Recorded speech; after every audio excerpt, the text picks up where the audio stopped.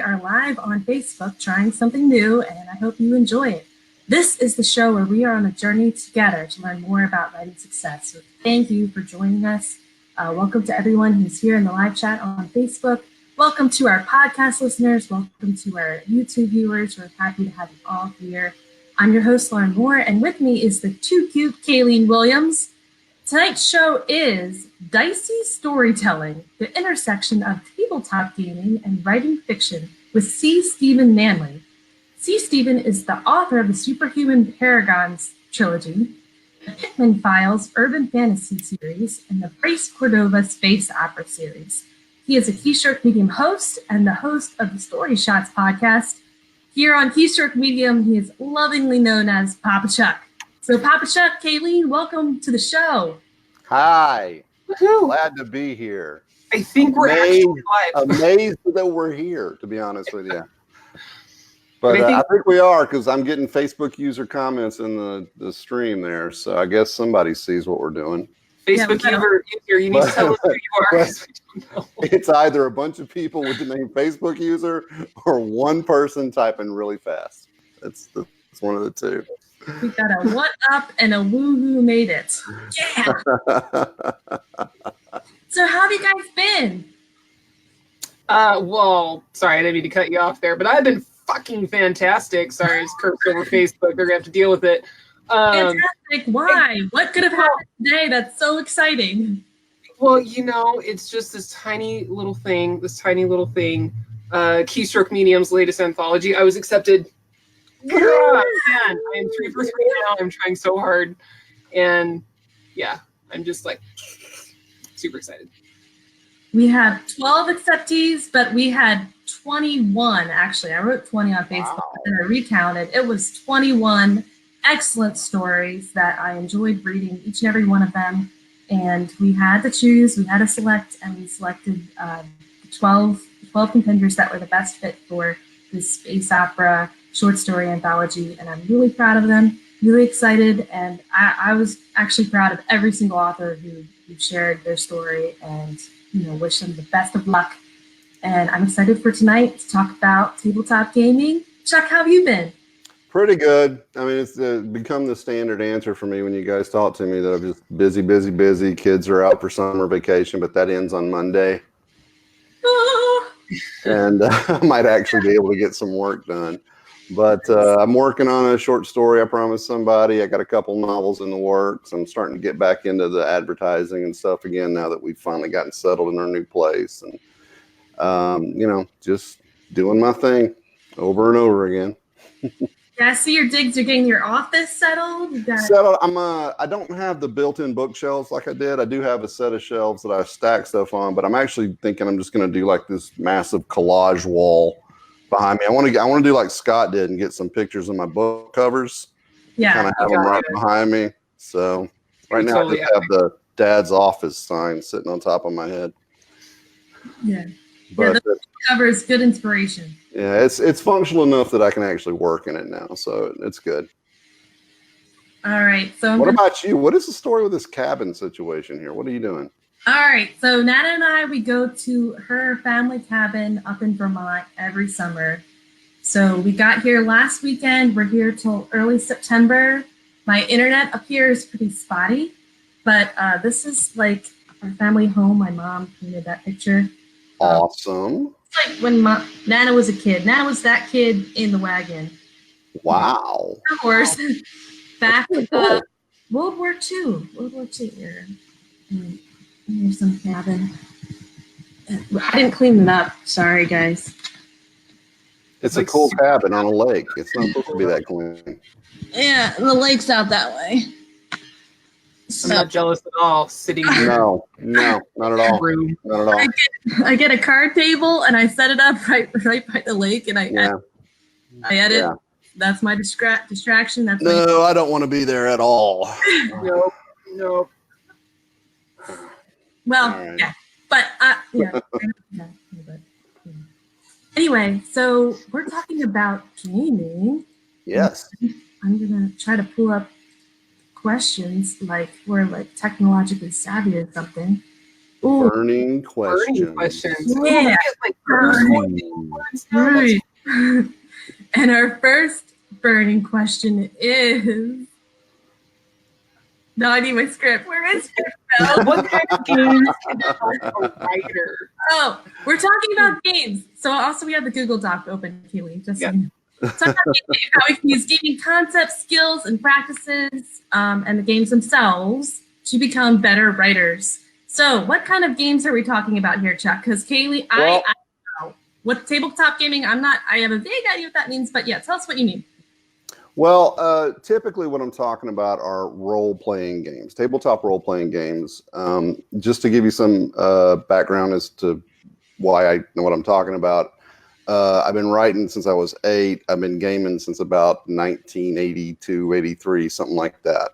I've played dozens and dozens of different kinds of RPG systems, role-playing game systems. From the really complicated, super realistic ones down to the more cinematically realistic ones, to ones that don't have dice or anything like that, and they're basically just people cooperatively telling stories to each other. Those role-playing in general, the kind of games where you have like a referee, a game master who represents the world, and then players who represents the main characters in that world, they kind of come together. Because as writers, when we sit down to write a story, a novel, whatever, we sit down and we have the setting, the world that we write in, and then we sort of guide the characters or tell the characters what to do, and we're in a certain level of control there when we're crafting a narrative, just for the sake of telling a story.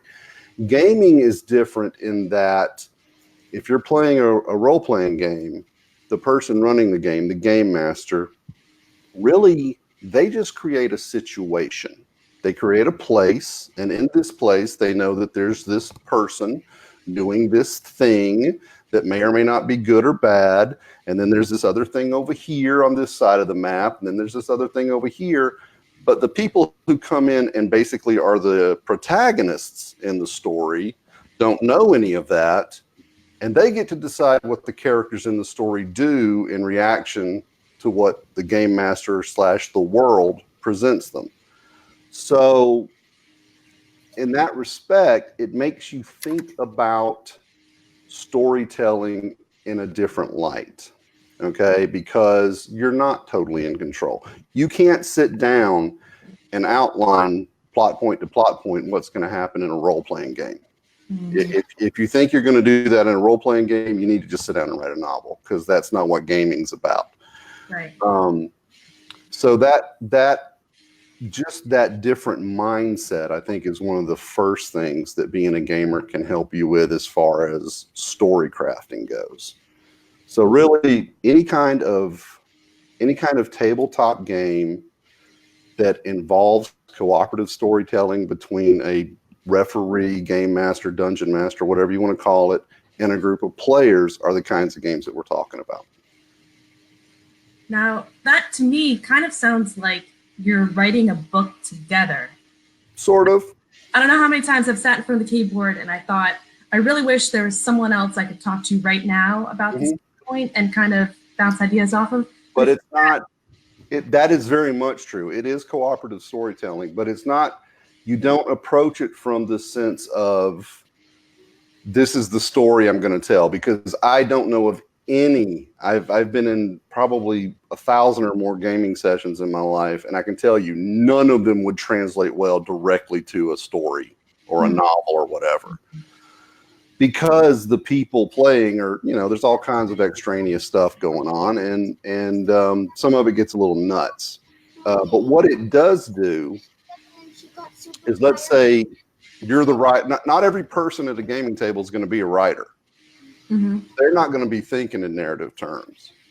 So what you can do is, what it does is, if you're sitting there and you're playing and you see something that the writer in you recognizes as a plot point or a twist, and then this guy over here says, screw it, I'm just going to kick the door down and charge in.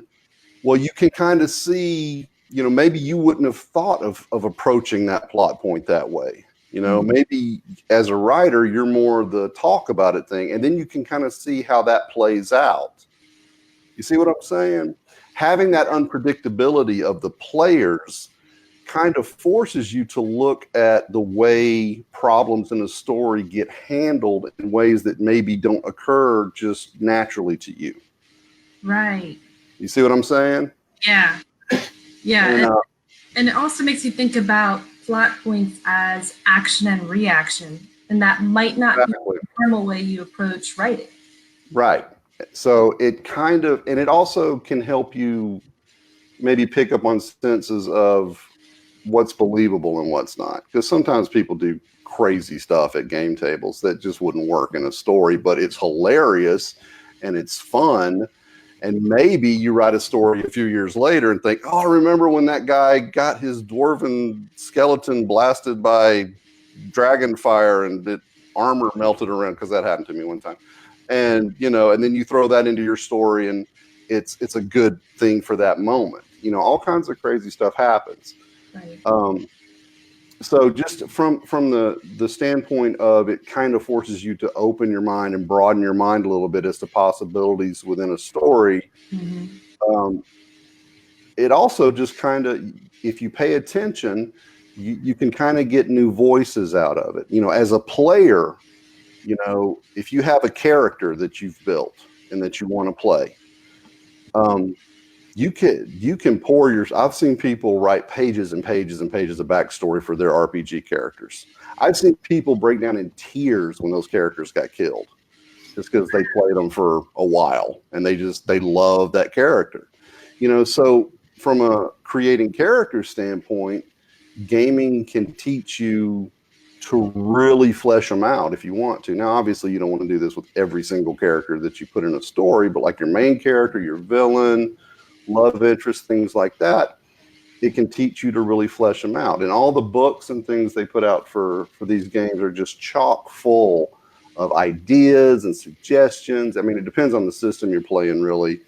But, you know, again, to answer the question, just any kind of game where you're talking about cooperative storytelling like that, it's going to be the ones I think are most useful to writers, especially in like world building and character building and things like that. Yeah, because these can definitely happen just that quick. Oh yeah, yeah. And people get crazy at the game table. Part of the story now, and you have to run with it. You know. Right. It's so weird. Yeah. What? Oh, just the three thing. Yeah. We're trying. Kayleen and I, we normally do this back and forth thing with the questions, but now we're both looking at each other, going like, "Who goes next? Who goes next?" Okay. I'm like the guy watching the tennis match.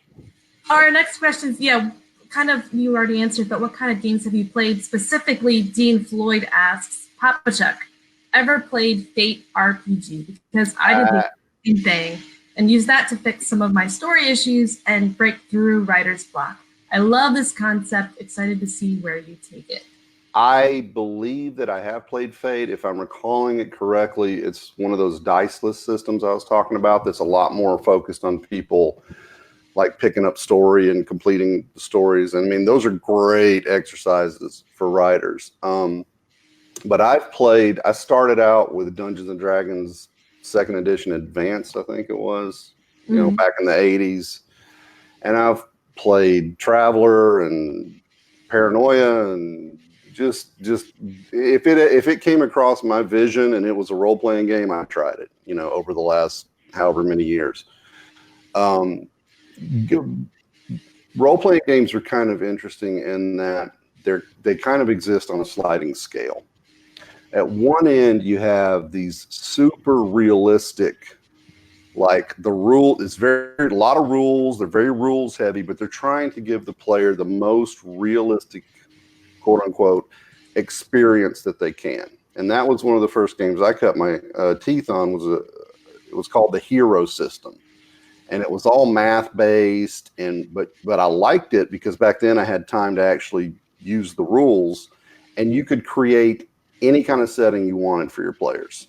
I mean, it was just a truly universal system, and it had rules for gravity and just everything. Everything was covered. and it was super realistic and super heavy. At the other end of that spectrum, you have things like Fate, which are really just really story. It's really the rules aren't terribly restrictive, and it's all about creativity.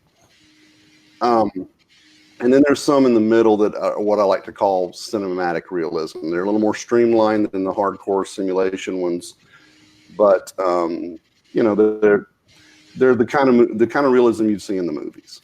You see what I'm saying? Now, I bring this up because at the far end of the super realistic systems, things like Hero, GURPS, stuff like that. Here, I'll give you an example right here. I've been writing space opera lately. This is my Star Hero book from a long time ago. Within that book are sections about world building and stuff that tell you about the different types of planets, how gravity works on different types of planets, what the orbit of different kinds of suns, or not suns, but planets orbit around different kinds of suns. There's super hardcore research and realism that they give the players and the DMs to work from. So these things are great research material if you're writing like whatever science fiction. I've got some for that touch on medieval history and that kind of thing. Those are a lot of fun for that. The ones at the other end of the spectrum are the ones where you can see people start getting crazy and doing nutty OCP. Nice. I don't know who that was, but that's good. You can see they have that freedom to really let the characters shine and go nuts and do crazy stuff without the restrictions of all the rules. So it kind of looks, it depends on the experience your players are looking for. If they want something super realistic, if they want something more cinematic, and you can learn different things from both of them. I have stacks and stacks of these hero system books just because there's such good reference material for whatever I'm trying to write. And then I've got the other ones that when on the rare occasions I get to play these days, I can sit down with my friends, have a good time, and they do stuff that I'm just, okay, I'm going to file that away because that's going to happen in a book sometime down the road. Speaking of stacks, we had a question. Chuck Manley, how many of those games?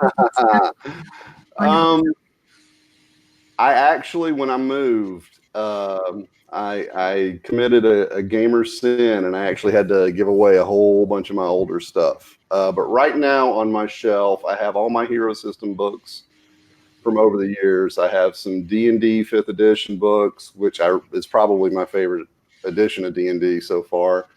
And I have my other go-to system for things that aren't high fantasy, and that's called Savage Worlds. So those are my three babies at this point in time. But I got a whole shelf of them over there. That's tons of them. Oh, and if you're a gamer, you got to have dice. Oh, lots of dice. And I bet you can use that as an author too in some creative ways. Well, a lot of these game books, they actually have plot generators built into them, where you'll take a D20 or a D100 or whatever, and you'll roll it for a problem, and then a setting, and then a twist, and then like that. And I've used that numerous times to just build little short stories, because once you have the elements, it doesn't have to be a role-playing scenario. It can be you can just turn it into a short story. So have you ever done that while you're writing a book? Like you get to a fork in the road in your plot, and you're like, well, it could go either way. I've done something similar. It was the Master of Hounds, my most recent one that I did. I came to a point near the end where I couldn't decide if I wanted X to happen or Y to happen. So I keep some dice on my desk pretty much all the time. I just grabbed a D20 and I said, all right, 1 through 10 A happens, 11 through 20 B happens. And I tossed it and I went with the result. I thought it turned out okay. Yeah, dicey, but I like it. My sister and I are big Jim Butcher fans. We've read, she's definitely read all the books. I've read most of them. I feel like I might have accidentally skipped. Anyway, she read Master of Hounds and she loved it. Tell her I said thank you. I appreciate that. Good. Yeah. And my question scroll is not working, but Luke says, yes, loving the dice. Well, we do have another question lined up from Anna Johnson, she asks, what are the advantages of doing this? And we've kind of touched on it a little bit, definitely, broadening your horizons on, how to look at the way a character is interacting with its world and with the other characters around it. But are there any other sorts of ways that you could define definitively advantages? Well, I mean, what you find as an advantage is, of course, going to depend on you as a writer and what your particular needs are. But one of the other things that RPG resources are great for is world building.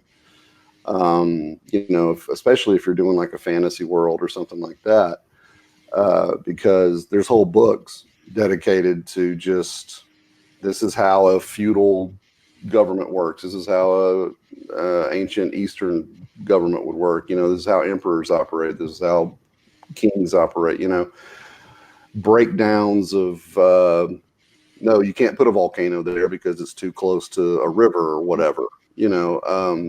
Because one of the things that gamers are known for is building these elaborate settings for their characters to play in. And because of that, a lot of the gaming companies put together books that would allow them to do that. I mean, there are a lot of published settings that you can play in.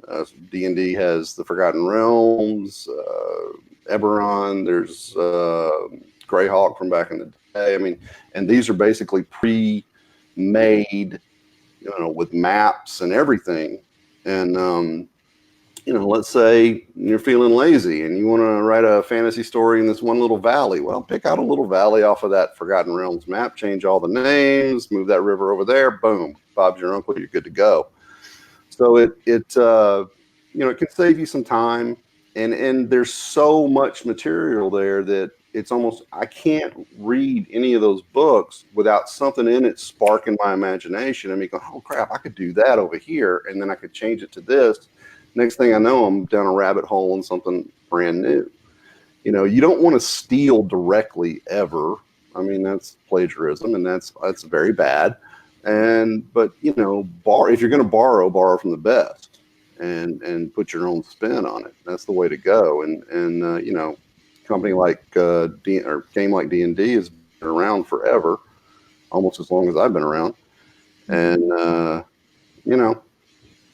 if you're going to borrow from the best, like I said. I mean, there's just a lot of inspiration in all the different variations of these books that have come out. So, aside from the, looking at the way the story unfolds differently and kind of coming at it from a more cooperative angle without anybody else knowing that they're cooperating with you, really, the world building's a big aspect. So, it's going to just kind of depend on who you are and what you need as a writer. Right. Well, when coming up with our plots and our characters and what can happen next, we can often get in these like thought ruts where we're just kind of coming up with the same kind of ideas over and over again. And we know that we need something different. We need something else. And being able to find a friend to talk it through, being able to read a book that's similar or watch a movie. It's not that you're going to take their ideas, but they might spark an idea that you wouldn't have thought of on your own and just kind of jump you out of that rut and get you going somewhere new. And I can see where a game where you've got multiple people there and you've got a lot of different minds kind of pouring into the situation, it can give you a whole lot of ideas that you wouldn't come up with on your own. There's you speak to that of how you have to kind of, to me that's kind of like you suddenly have to think on your feet sometimes, especially as a dungeon master. Mm-hmm. Case in point, real quick story. I was running a game for some friends of mine where I used to live, and it was based on Larry Correa's Monster Hunter International books. They were basically playing the monster hunters in the book. And there was a point during the game near the end where they find this magic portal. Mm-hmm. And, they knew the bad guys had gone through the magic portal. So I just assumed they were going to walk over, jump in the magic portal and go away. And the one girl playing with us, Kelly, she walks over and she says, she kind of looks at me. She goes, so they went in there? And I'm like, yeah. All right. I break the circle with my foot. And she destroys the magic circle. So nobody can use it as a portal anymore. Oh my God. which completely derailed that entire campaign. Because what was going on underneath the ground on the other side of that circle was kind of catastrophic. So I had to just in the moment completely redo the entire scenario in my head.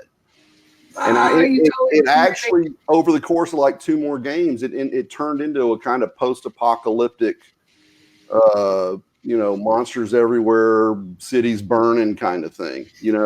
Totally. Right, but the point is, when you're working, when you're playing with people that aren't characters you're in control of, this really teaches your imagination to be fluid and to be ready to juke or jive or jump which way or whatever according to what they do. It's like creative lubricant. I mean, it really forces you to open your mind to all the different possibilities. And she still gives me shit about the look on my face when she told me that. So. Good times. Luke confessed, I can't think on my feet. And, sometimes I feel that way too. Like, no, I'm not going to play D&D because I'm just going to look like a total idiot in front of everyone else. No, you won't. These situations. But being forced to try, just give it a try, and you will surprise yourself what you come up with. And surprise yourself again and again. But you have to jump in. You have to. Yeah, y'all come to Huntsville. We'll have a Keystroke Medium D&D weekend. Oh, it's on. Let's do this. Doing that like 2 years ago, man. No, I'm kidding. But yeah, that reminds me a lot of. I just had a quick one little comment. I wouldn't really call it advice, but something I told another author because they're very concerned about, is my idea unique? And so I just basically said, stop wondering if your idea is unique. Are your characters separate of each other? Do they hold a different voice from each other? Do the choices that they make differ from each other? And do those choices cause friction that could potentially even be separate from the big thing that's happening in the background? If you can have at least those things, I mean, sky's the limit. Yeah, absolutely. I don't think worrying about whether or not you're being original is in any way productive, because honestly, nothing is really. It's just figure out what you want to tell, figure out how to put your own little tweak to it, and off to the races. Right. Yep. But your point about are my characters unique? Try to figure out who your characters are as people, as their own separate individuals. Figure out what their goals and motivations are in the scene. Maybe even match them up with people in real life. Yep. You separate them out. Absolutely. Well, I'll tell you, my Paragons Trilogy, that same group I was just talking about with Kelly, it grew out of a Savage Worlds campaign I ran for them. They wanted to play like superpowered people, but they didn't want to be like the 4-color comics with the capes and the cowls and all that stuff. So I came up with the setting that is the setting in those novels. And there's 2 characters in there based off, the main 2 characters are based off the characters that my friend Chris and my friend Kelly played in that game. I changed them up a lot, and I changed the story drastically because I swear they were on drugs half the time, but some of the crap they pulled.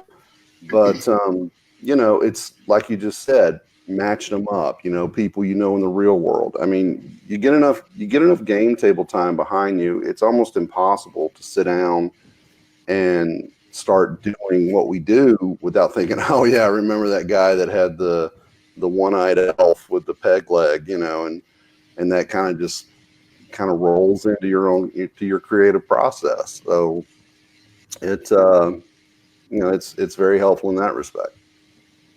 Are there any other major ways we can use gaming skills, gaming concept, or playing a game itself in the middle of our writing to become better writers?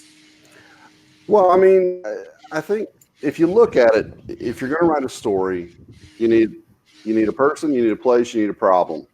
Okay, mm-hmm. That's the 3 Ps. You got to have a setting, you got to have a problem for the character to deal with, and you got to have a character. Obviously more than one character, but you know, since gaming is storytelling, you know, it's they do feed into each other. So you're working on your place. Well, all the world building that you learn in gaming, that's going to help with that. You know, building characters, there's your person. Problems, you know, that's if go to the place and throw the ring in the mountain. You know, I mean, it's all the different kinds of plots and things that you can be exposed to as a gamer can absolutely feed into your writing. But the thing is, you've got to remember, they are very, very, as much as they feed into each other, they are very, very separate. Playing a game, getting a game ready for a group of players is in no way like writing a novel. Novels are totally different critters. You cannot take a game session and expect to write a novel word for word off of that and have it turn out well. It just won't. Can you explain that? Why? Because fiction has to make sense. And when you have a bunch of people at a table coming up with crazy ways to solve their problems, a lot of them don't make sense. And a lot of it is just like my most recent campaign, I had a guy in there, and his mission was to just do random stuff. That was his thing. And he said it was part of his character's deal. Like, he would go, you know, they found some ancient tomb thing, and he said the dust made him sneeze and it set off all these traps. You know, just random things like that. That's fun at the table because everybody got a laugh out of it, and there's a little combat, and people were kind of ribbing him and all this. That's all great. It's fun at the table.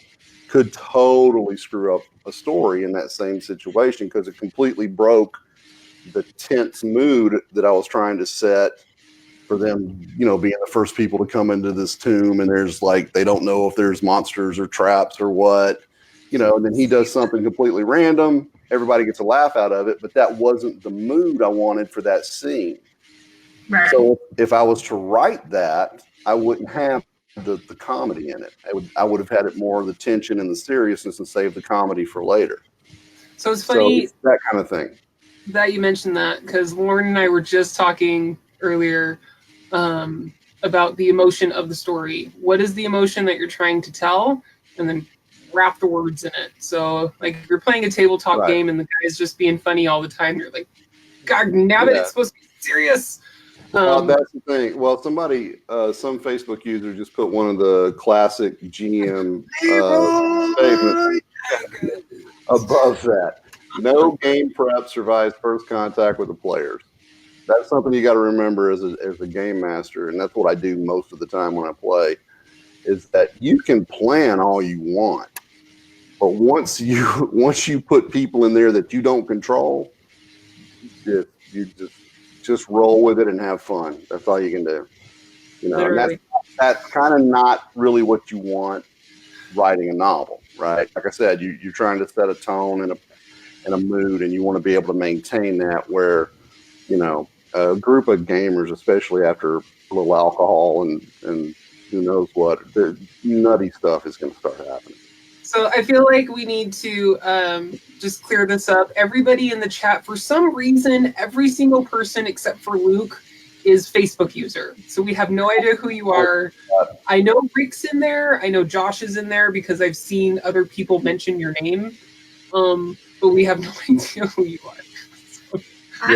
Well, currently we're using the free trial version of BeLive because today we went to do our Google Hangouts and it was not available. Yeah, they're not anymore. I mean, did they kill it? Like, we're not just unavailable for it's gone. Google Hangouts is discontinued. Wow, I thought that wasn't until August. I guess it is August. It's August. Yeah, August 10th was when it was supposed to be the last. I thought it was August 10, but it might have. But it was August 01. Yes, I'm totally half right. We were half right. So okay, so we have Rick, we have Walt, James S. Aaron is in there, and that's all I see. Because Luke there mentioned it. Oh, Jay Clifton, Josh Hayes. Thank you for joining us. We're sorry we can't see you. Now would be a great time for a show sponsor with some yes action. If someone had sent me one. Oh. Our show sponsor is Keystroke's medium space opera anthology. Is it? Oh, okay. Give me 2 seconds. Kaylee, I'm making that up. Oh, you're making it up? Yeah. Do we even have a thing? Ooh, I know what we can do. I don't know. With something like Gone Girl meets, I can't remember, The Expanse or something. That's all right. We can. I have a. Hang on. Oh, I'm getting there. Okay, let's do the one that we did just before Horizons Beyond. I will get you a link. Just 1 second. We're doing this super crazy, super fast. Horizons Beyond. There it is. I don't know how to post in the chat for them, or if that's even possible. And I'm putting it here. Oop. That is for Horizons Beyond. That's the one I'm reading. That's what I pulled up. Here we go. The future is now. Oh, wait. Horizons Beyond is a Keystroke Medium anthology. That is our near future anthology. A lot of really super amazing, great authors in there. And here's the read. The future is now, torn from the headlights of next year's news. Keystroke Medium brings you 10 stories, not from the distant past or centuries in the future, but close enough to change your life. Very soon. This anthology will take you on a journey you won't soon forget.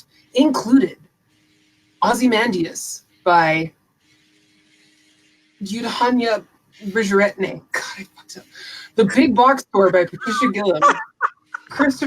I Am Christopher by K.R. McClellan. Clean Sweep by C.C. Ekeke.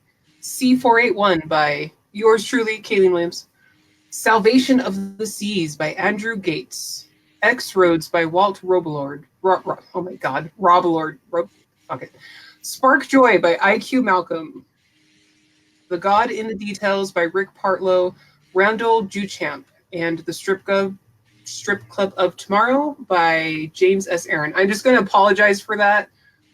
Everything is one giant paragraph and words are crammed in on each other. So I was sight reading. I actually have the Google Doc for the one that was in the Google Doc pulled up. If you want to do 2 sponsors, I can read that one too. Oh, for the... We've got a game to play, guys, and only 20 minutes. Oh, we're supposed to play a game? Well, then let's dive. All right, so yeah, explain to me what you mean by play a game. Because I thought it would be fun in the episode where we talk about gaming to play a game in that episode and talk about where the game is. How can we use gaming to make ourselves better writers? So scenarios. And in each scenario, we've got a poor author all by themselves in their own little writer's den, and they've got a boss to slay. And they have to use gaming techniques to slay this metaphorical boss. Okay? Oh, I see where you're going. All right. Metaphorical boss. So the first one is Ben. Okay. Ben came up with a fantastic story premise. The aliens watching Earth for the last thousands of years are actually a race of telekinetic beings. And they start using the protagonist's appliances to communicate with him. I love that. So he's got a premise, but now Ben doesn't know what happens next. He's got a premise. He's got his setting. He knows that there's telekinetic aliens that are making his toaster sing rap tunes or whatever. Precisely. So, but he doesn't know how to get going. Okay, so Ben, I'm assuming, is a gamer.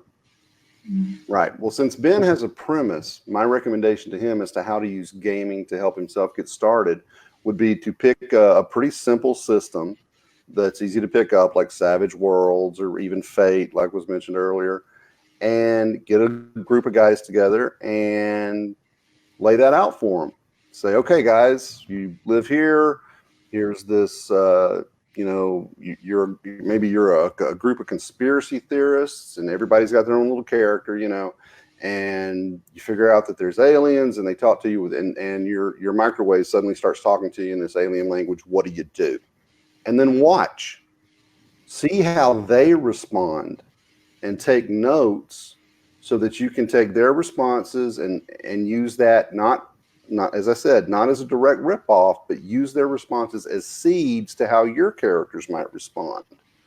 And then take those seeds, throw a little more plot on them, and see where they go. And you can keep running the game and just keep making notes about how these guys handle stuff, and then put your spin on that to create your story.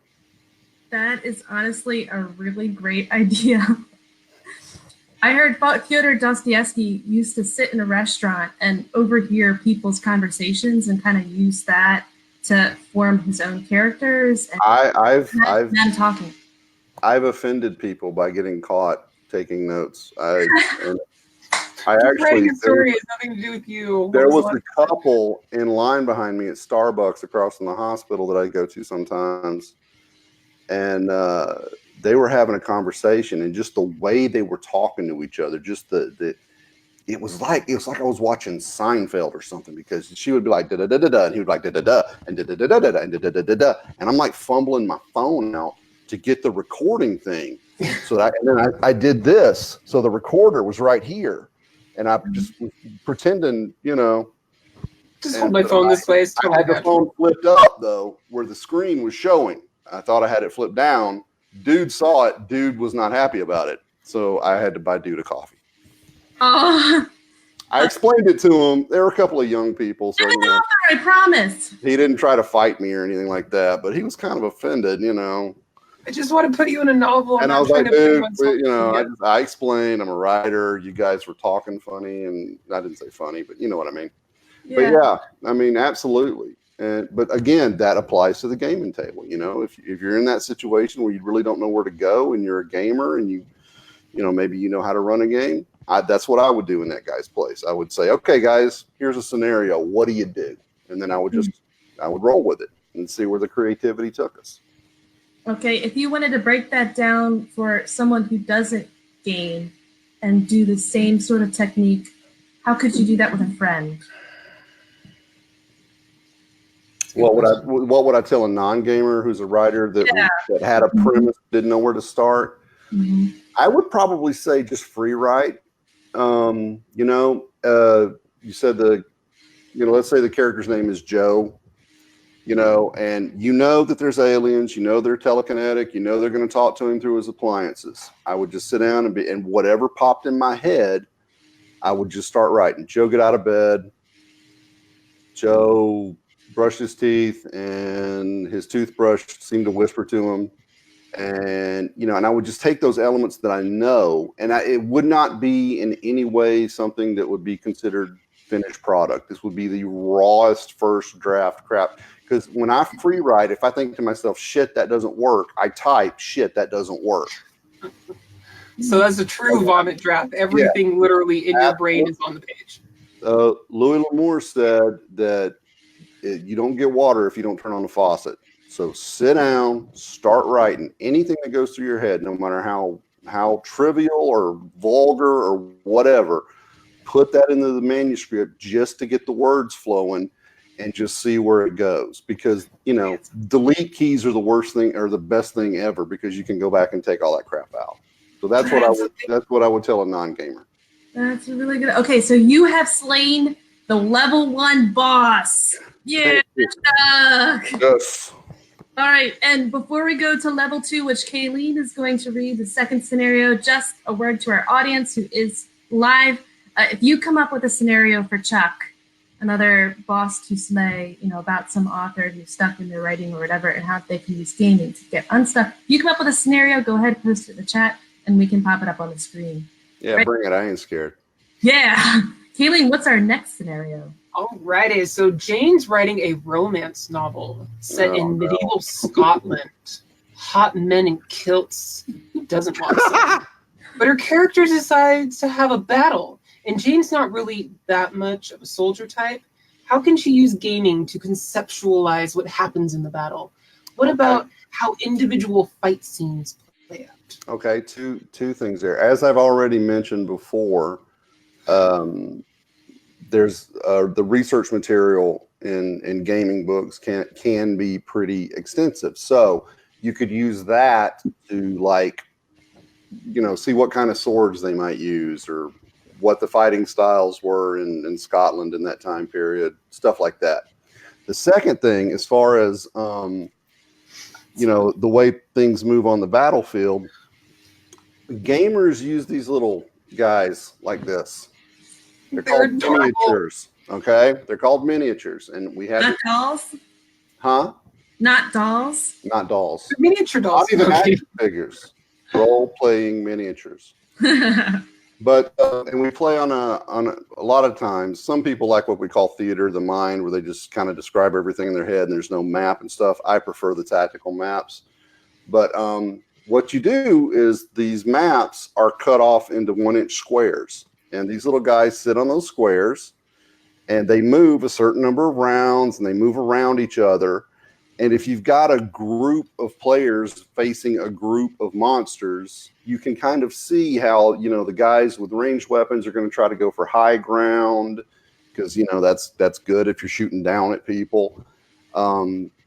That's how gaming would help in that situation, because when you get to a point in a game where you have a fight, you kind of move into tactical mode, and you have to start thinking, hey, if I can get behind this goblin over here, I can help my buddy that he's fighting, because I can get to him from the back, which obviously helps him. So that would be my recommendation to her, is if she was a gamer, to just, play some combat stuff. Maybe you like the role-playing stuff, because every gamer is different. Some people like just to sit down and get into their character and be a different person for 4 hours. I mean, literally, I've had people who would not break character for the entire game.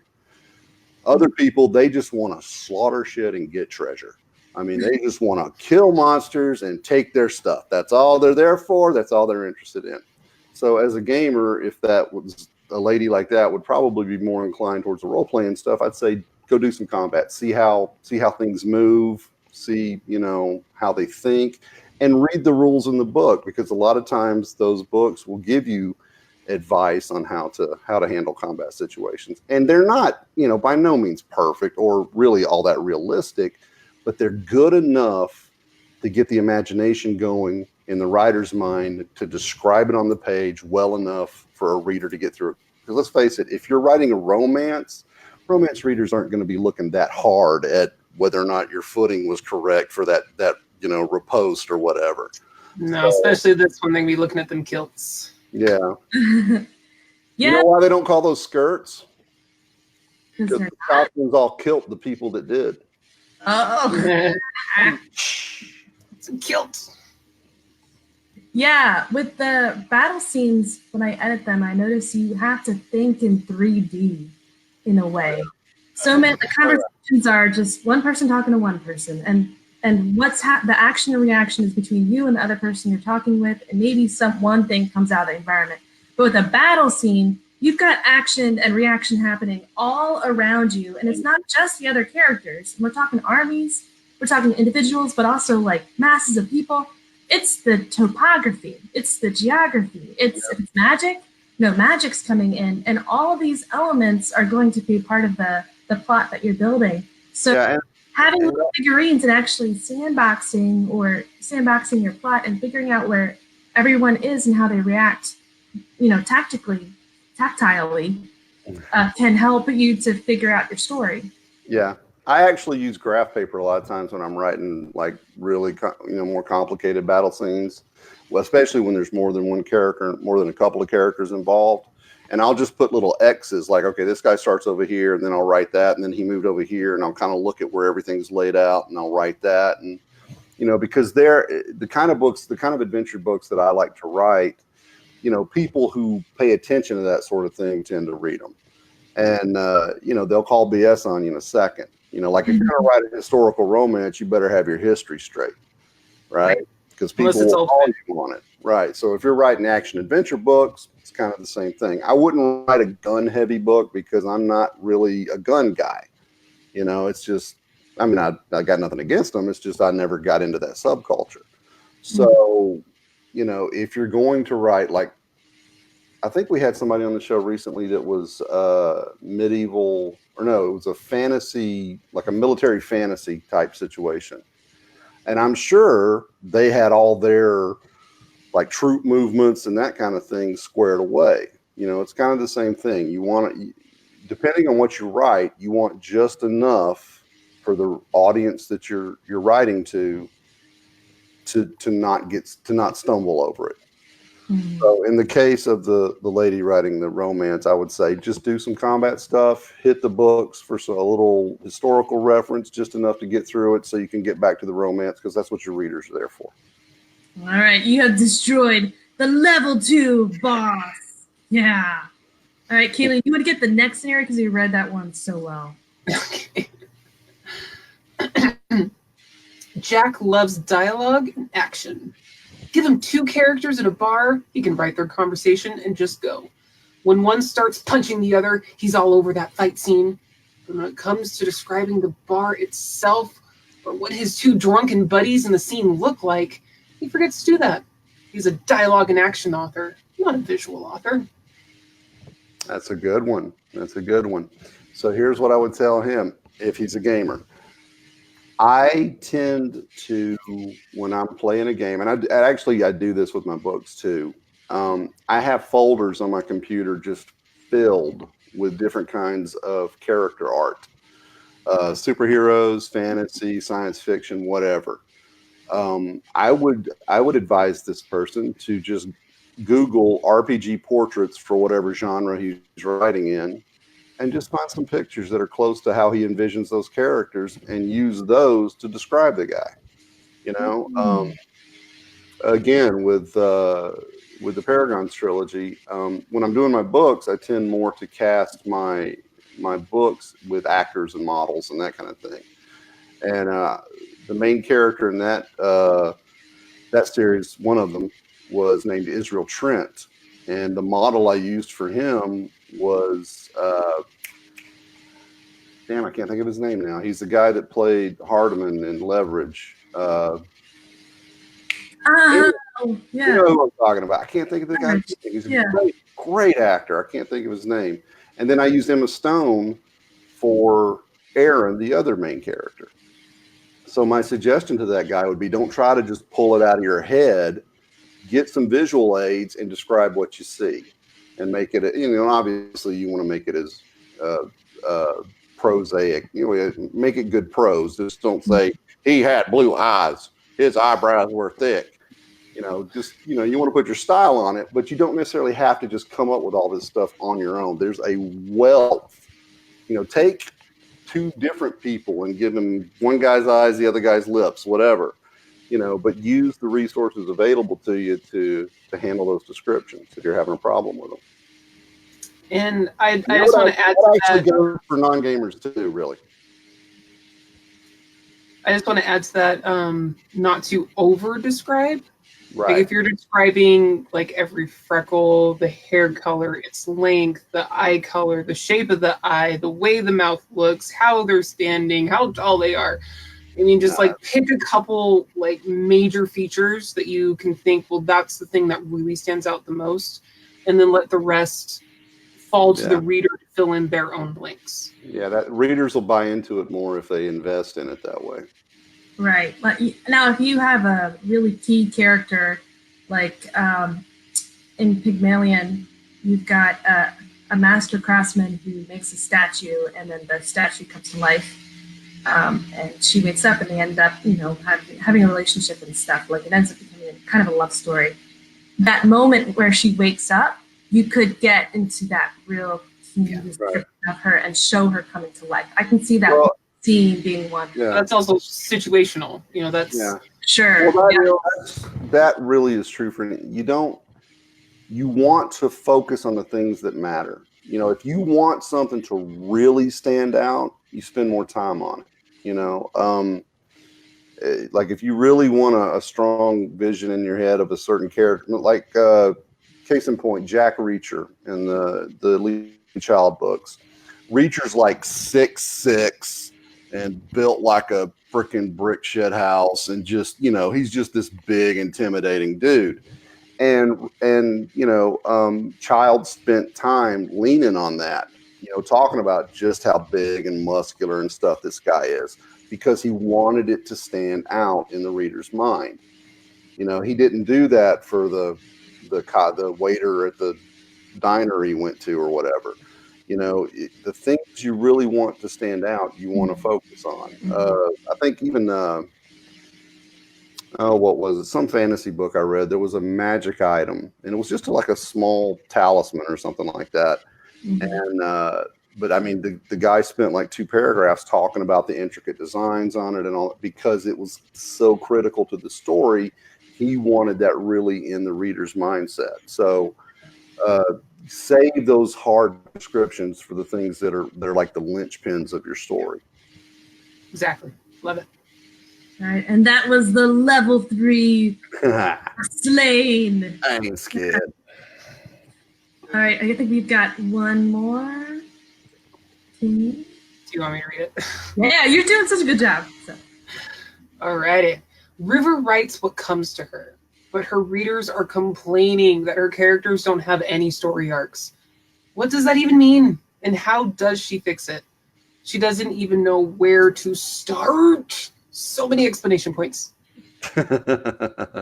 So she's good with characters, but not so good with plot. Is that what I'm hearing?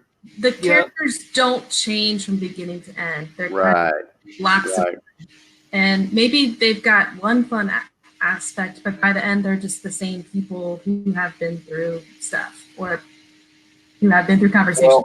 Well, as far as how gaming can help with that, it goes back to the character building. Like if you look at a lot of systems have this kind of mechanic, but if you look at D&D 5th edition, when you're building your character initially, you kind of create a background for them. And one part of that background are flaws. You pick 2 things about them that they consider a flaw. Maybe they're light-fingered and they like to steal everything they see. Maybe they lose their temper easily, whatever. Create the character in your story in those terms, in like a game. Because when I started the Brace Cordova series, I sat down with Savage Worlds and I built all my characters in game terms, and I kept the character sheets on my dry erase board through the first novel. And then I had a good enough handle on them for the second one that I didn't really need it anymore. But I would say build the character with those kind of flaws, and then figure out which one of those flaws you want to change by the time you're done telling your story and how that could happen. Mm-hmm. That's how I would suggest handling character growth as a gamer. Mm-hmm. Non-gamer, it's kind of the same thing. Maybe you're good with character. Maybe you figured out, she's a nurse and she's bubbly and she loves people and she likes cake too much, something, whatever. Maybe actually dig deeper on the character and find something about them that needs to change, or have another character come along and point out something that they think the character needs to change, and then the conflict becomes that character deciding whether or not they need to change it. Right. But as far as plot goes, really, if you're good with characters, be mean to them and have them solve that problem. That's where a story is going to come from. At least the bare bones of one, and then you can polish it up later. Because you can't have change without conflict. There's got to be something that challenges that character in order for there to be a story. So. Right. To somebody who's not good with plot, I said, don't worry about figuring out everything. Just shove a problem in front of that character and make them deal with it. Or kick the heck out of them. Just saying. That's just me. Right, but figuring out who your character is at the start of the story and what that fatal flaw that they have at the beginning. Right. You need to learn by the end and how the conflict can get them there. Those 2 ideas can help you to work through parts of your plot where you're not sure what ought to happen next. Just right back to the beginning. Go back to one of the things I really loved is when the character spends 2/3 of the book thinking, "Oh, this is the problem," but then they realize they haven't been dealing with right problem the entire story. And like in the case where I said have somebody else say, "Oh, you've got this problem and you need to fix it." Well, I actually wrote that story, and the thing about it was, by the end of the story, the character realizes, I don't have that problem. My problem is I listen to other people too much and worry too much about what they think. You see how it kind of twisted there? That's all we're trying to do too. Yeah, but that problem that they arrived at the end, they had at the beginning as well. Right. It was there, and there would have been a conversation or a scene that demonstrated the problem to the reader, and the reader could see it. Right. Maybe the other characters in the scene couldn't see it. Definitely the protagonist could not see it until later, but the readers could see it. It was characteristically there. It was characteristically holding them back. Yeah, sometimes the character's journey is figuring out what his problem is and not necessarily dealing with the problem he has. You know. Well, you have your internal conflict and you've got your external conflict. Yeah. And being able to resolve that internal conflict is part of what allows the main character to win against the external foe. Precisely. Connected. And they don't have to be the same thing. Mm-mm. I run into that a few times where the internal conflict, the writer's trying to make almost like on the same plane or the same situation as the external, when it can be totally unrelated. But the strength or the unstrength, depending on where you're taking your story, from that internal, I mean, could totally sway the external. Anyway. No, that's right. That's exactly.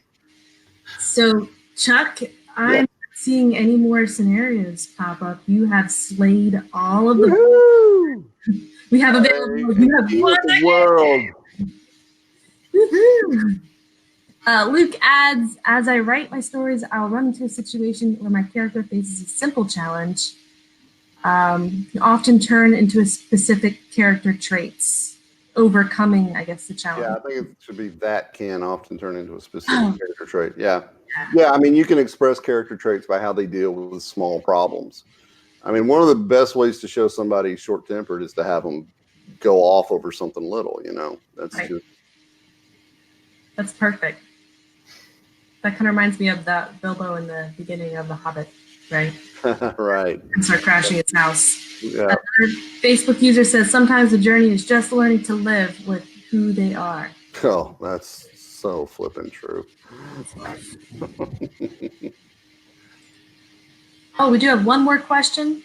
This is our Facebook group ahead of time. Yeah, you're not done yet. One more. I got all night. Come on, bring it.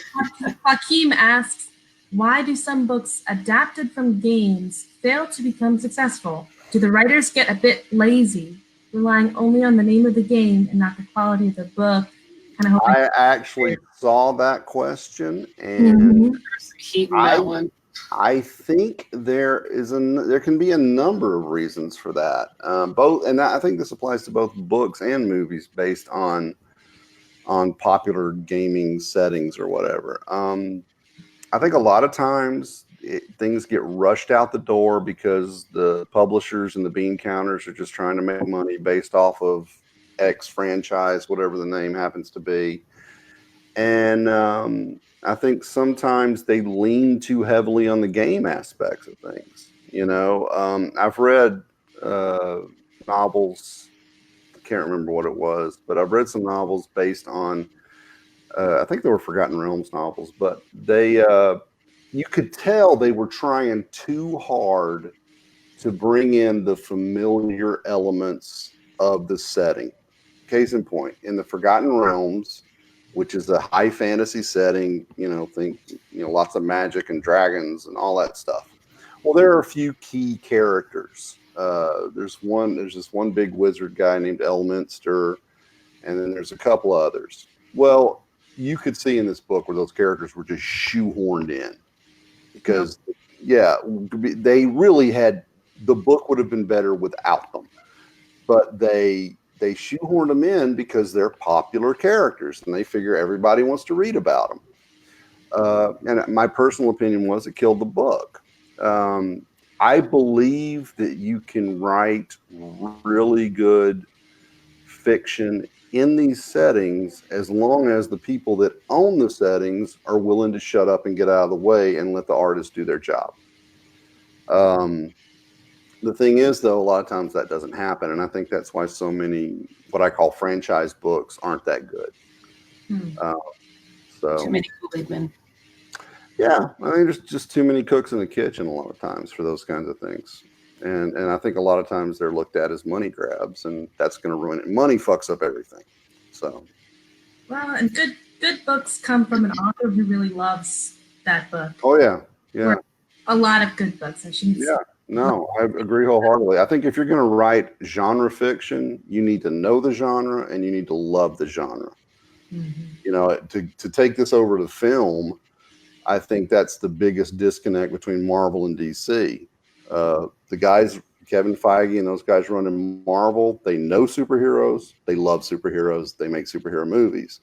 But they tried to bring a bunch of high concept assholes in to do a lot of the DC films, and that's why they didn't do as well as the Marvel films. Because, you know, it just, the guy that did the initial Batman Superman films, he didn't really know the genre, and he obviously didn't love the genre.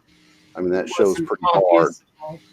Yeah, and my honest opinion is that if you're going to write those kinds of stories, any genre, you got to know it, you got to love it, or it's not going to work.